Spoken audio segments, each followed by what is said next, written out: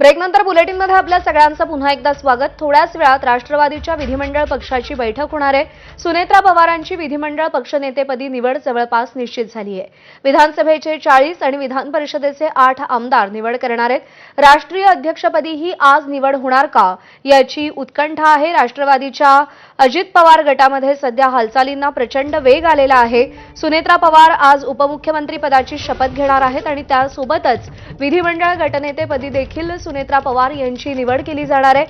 पक्षाच्या राष्ट्रीय अध्यक्षपदी सुद्धा सुनेत्रा पवार यांची आजच निवड होते का या संदर्भातली उत्कंठा आता शिगेला पोहोचलेली आहे आणि त्या पार्श्वभूमीवर आता बैठका होणार आहेत।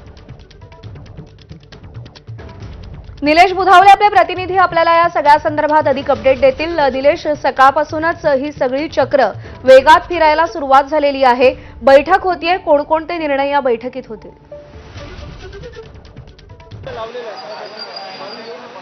दुपारी 2 वाजता विधिमंडळाची एक महत्त्वाची बैठक विधिमंडळ पक्षाची राष्ट्रवादी काँग्रेस पक्षाची पार पडणार आहे। त्या बैठकीची नेमकी प्रक्रिया कशी असणार आहे तर ती या संदर्भामध्ये सुनील तटकरे यांना ही बैठक बोलवलेली आहे। साधारणपणे 2 वाजता या बैठकीला सुरुवात होईल। सुरुवातीला अजित पवार यांच्या निधनानंतरचा शोक प्रस्ताव त्या ठिकाणी मांडण्यात येईल। तो शोक प्रस्ताव संमत करण्यात येईल आणि त्यानंतर विधिमंडळ गटनेता निवडीची प्रक्रियेला सुरुवात होणार आहे। अनुमोदक सूचक नेमले जातील। सूचक हे 1 पेक्षा जास्त असतील, अनुमोदक 1 असेल।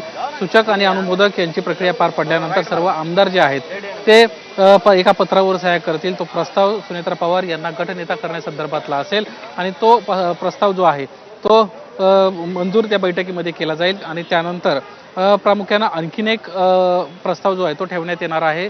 सुनेत्रा पवार यांना गटनेता म्हणून संविधानिक जे अधिकार आहेत ते मिळण्यासंदर्भातला तो प्रस्ताव असणार आहे।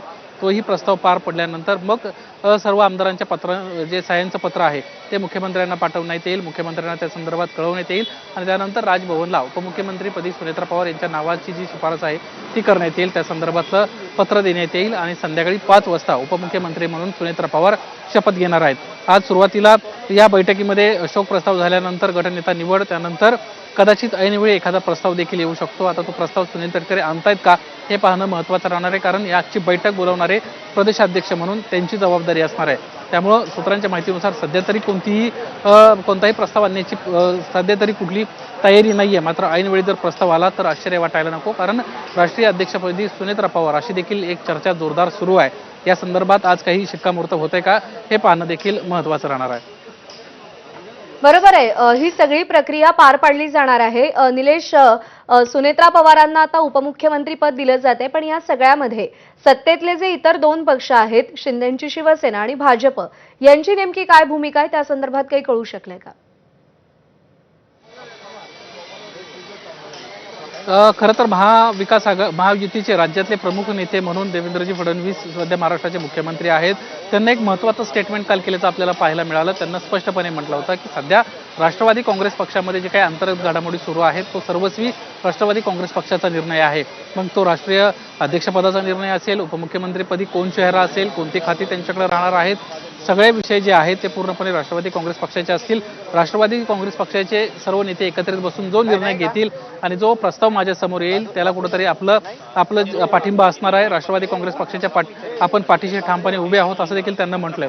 त्यामुळे निश्चितच इतर 2 घटक जे पक्ष आहेत त्यांचं या संदर्भामध्ये कुठेही इंटरफेरन्स नाही, हेच या निमित्तानं स्पष्ट होतंय। त्यांच्याकडून स्पष्टपणे सांगण्यात आलेलं आहे की राष्ट्रवादी काँग्रेस पक्षाचा जो निर्णय आहे तो राष्ट्रवादी काँग्रेस पक्षच घेईल आणि त्याला आपला पूर्णपणे पाठिंबा असेल। अंकिता, निलेश, या सगळ्या प्रक्रियेला काहीशी घाई होतीये असा सुद्धा एक मतप्रवाह ही प्रक्रिया एकीकडे पार पाडत असताना व्यक्त केला जातोय। नेमकं कोणाचं काय म्हणणं आहे आणि ही सगळी घाई करण्यामागे काय भूमिका आहे अजित पवारांच्या राष्ट्रवादीची?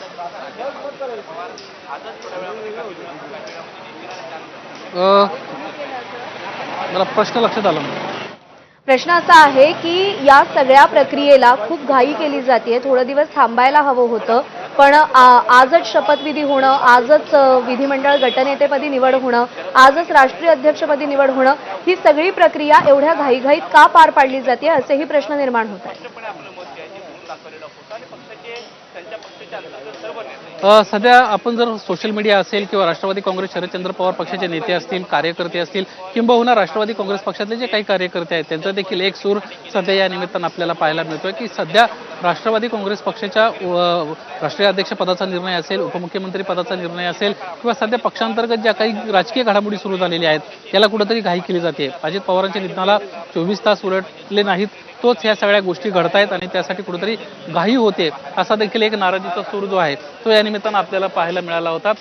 सध्या आपण पाहतोय या ठिकाणी वेगवेगळे नेते यायला सुरुवात झालेली आहेत. शिवसेनेच्या प्रवक्ते देखील या ठिकाणी आपल्याला पाहायला मिळत आहेत. खरं तर राष्ट्रवादी काँग्रेस पक्षाचा आजचा हा महत्त्वाचा दिवस आहे. शपथविधी उपमुख्यमंत्री पदाचा पार पडतोय आणि त्यावेळी या शिवसेनेचे देखील नेते जे आहेत ते देखील आता कुठेतरी देवगिरी निवासस्थानी आपल्याला येताना दिसत आहेत. आपण त्यांच्याशी देखील बोलण्याचा प्रयत्न करणार आहोत की आज या बैठकीच्या निमित्तानं त्या देखील या ठिकाणी आलेल्या आहेत. त्यांचं काय म्हणणं आहे हे आपण जाणून घेण्याचा या प्रयत्न करणार आहोत. कारण उपमुख्यमंत्रीपदी सुनेत्रा पवार पहिल्या महाराष्ट्राच्या उपमुख्यमंत्री होत आहेत.